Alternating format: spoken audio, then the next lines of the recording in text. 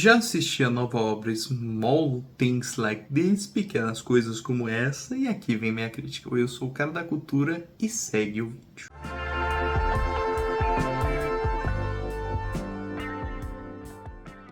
Small Things Like This, ou Pequenas Coisas Como Essa, conta a história de Bill, simplesmente um homem simples que viveu de maneira simples e tem sua existência baseada no simplismo. Ele nasceu de uma família humilde, ele foi sustentado por certas pessoas mais ricas que ele e sua família, etc. Ele teve uma vida bastante difícil, mas ele sempre tenta ajudar os próximos, afinal ajudaram ele quando pequeno. Quando ele descobre simplesmente uma seita de freiras que tortura e escraviza pessoas, Bill decide agir contra isso, salvando alguma dessas torturadas. Mas será que ao final, Bill realmente se tornará uma espécie de salvador dessas escravizadas? Ou será que ele ficará em seu canto? O que ocorrerá nessa narrativa? Pequenas Coisas Como Essa é de fato um filme muito interessante. Eu esperava nada, na verdade, porque eu nem sabia ao menos do que se tratava tal longa. É um filme que vem tido grande notoriedade em diversos festivais, mas ninguém sabe ao certo sobre o que é. E assim a trama vai se discorrer, né? Inicialmente você pensa que é um filme mais familiar, mas tem toda uma trama que se segmenta dessas freiras que realmente te atinge em cheio. Para mim, o fator mais curioso aqui é a construção do roteiro, né? Como a narrativa se desenvolve, porque você começa justamente pensando que é um filme mais introspectivo.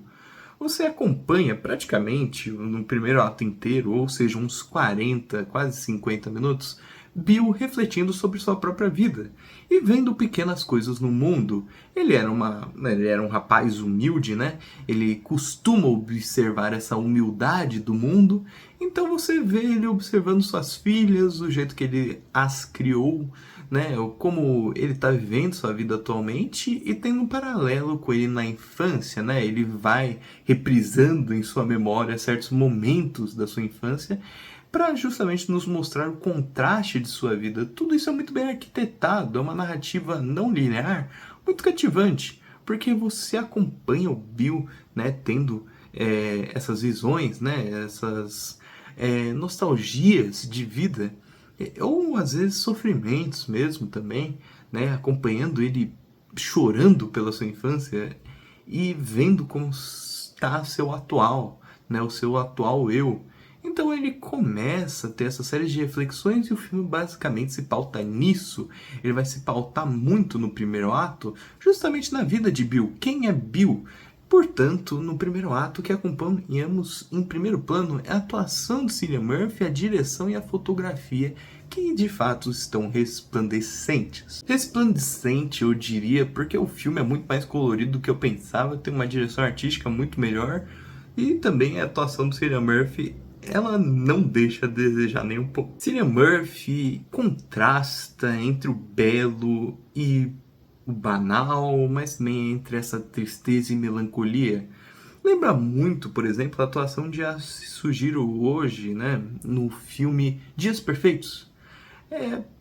Acaba por ser algo tão simples, supostamente, mas que mostra que o personagem tem diversos tons. Você sabe que Bill, naquela narrativa, é traumatizado, mas ele não deixa de ser feliz, de ter uma certa fé, além da religiosa, é claro, mas uma fé religiosa também, né? Essa história em volta à religião, né? Uma religião, no caso, por parte dessas freiras cega, né? Que escraviza os outros, etc. Mas por parte de Bill, uma religião em que se acreditar. Bill seria supostamente nessa história um verdadeiro cristão, né? Alguém que realmente tenta seguir os dogmas da igreja, mesmo que ele supostamente não seja o maior frequentador da mesma. Ele somente gosta de ajudar o próximo, vendo que ele passou por muita desgraça. Ele gosta do próximo, assim como ele gosta de si mesmo. Algo bem cristão, diferente das freiras. Então Bill vai ser justamente o contraponto nessa história. Ele vai ser justamente essa máquina do roteiro de ser uma objeção a essas freiras que tentam escravizar os outros, dar essa alienação da igreja, né? Todos ali naquela pequena cidade, porque o filme se passa numa pequena cidade, parecem ser alienados por aquela igreja, menos Bill, que vê os problemas da mesma e tenta os solucionar da maneira mais pacífica possível. Portanto, Bill, né, através do Cillian Murphy, dispara uma série de olhares devastados por uma vida que o fez sofrer constantemente, mas nem por isso esses olhares deixam de acompanhar a caminhada esperançosa do personagem. Cillian Murphy transparece muito bem isso, porque ele de fato tem esse olhar cansado, mas Cillian Murphy não deixa de mostrar que o personagem também segue em frente, que ele tem os seus objetivos e que ele vai seguir constantemente em frente em busca do certo, o que ele acha certo diante as injustiças da sua vida. A direção de arte, justamente como eu estava dizendo, vai acompanhar isso, nesse primeiro ato inteiro principalmente, porque o filme, junto da direção e a direção de arte, que são coisas distintas, ele vai ter uma roupagem, né? Ele vai ter todo um visual mais cinzento no presente, quase uma desesperança, mas um passado que, mesmo sofrido, é mostrado de maneira bela, de certa forma. Tons alaranjados ou azuis, bem nítidos, são mostrados ao espectador. Quase uma calma é vista nesses passados do personagem ou em seus momentos de reflexão em relação a esse passado. Então, acaba por ser um filme que vai lidar com a tristeza de um modo em que, de certa forma, pro personagem ela seja feliz, porque ela foi passageira na sua vida. Então a direção de arte sabe muito bem como lidar com essa relação entre passado e presente, sofrimento e alegria, né?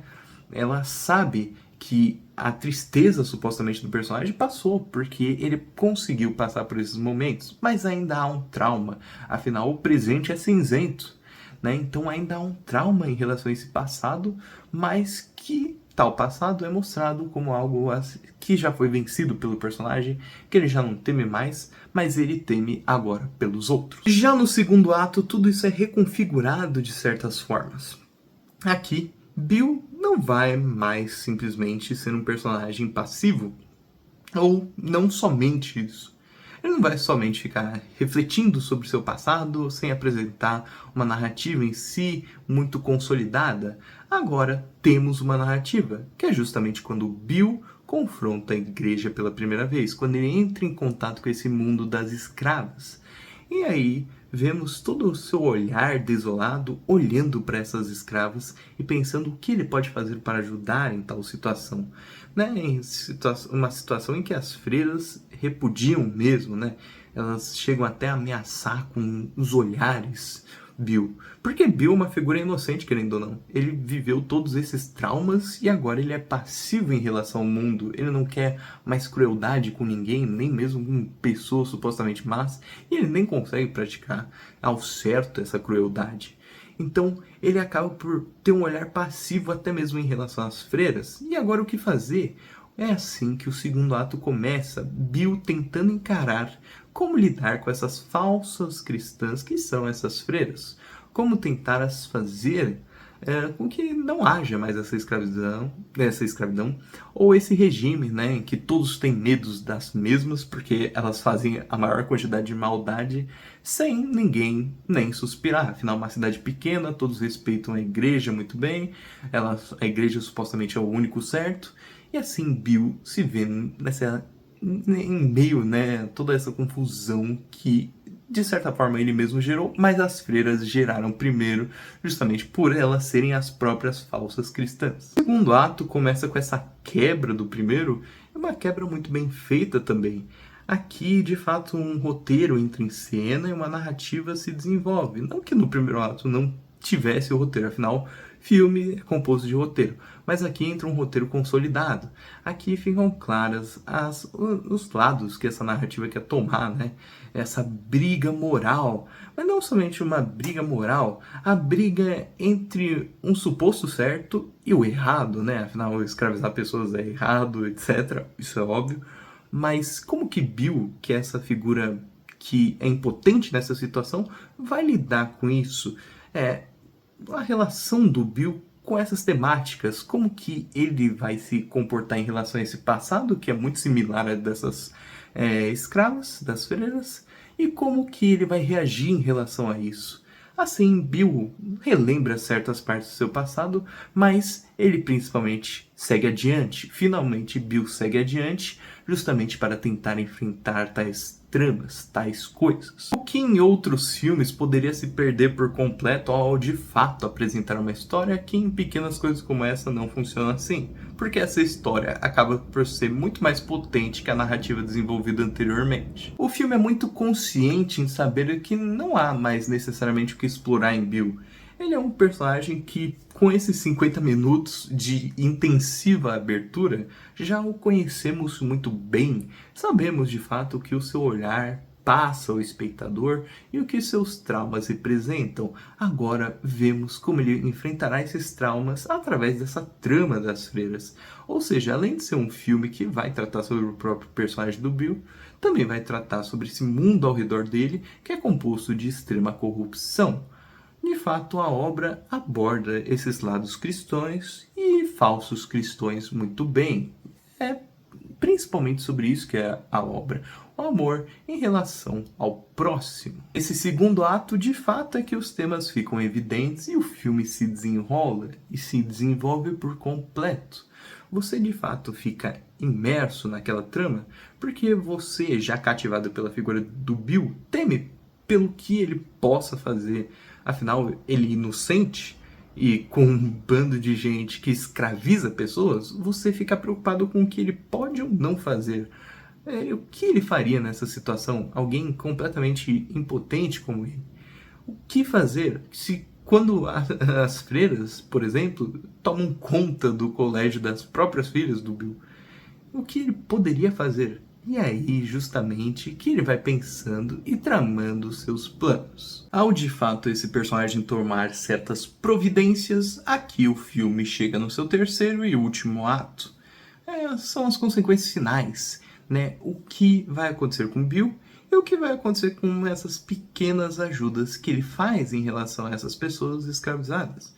Então, ele vai tentar, mesmo com a sua humildade, né? Mesmo com não tendo uma mansão para morar, tendo diversas filhas e uma vida conturbada, né? Mesmo tendo melhorado, ainda assim é conturbada, ele vai tentar ajudar essas pessoas escravizadas. E aí que entra a mensagem de amor ao próximo, mas não somente isso, um amor verdadeiramente cristão, né? O que tanto a obra mostra como falso cristão por parte das freiras, em Bill esse cristianismo muito presente.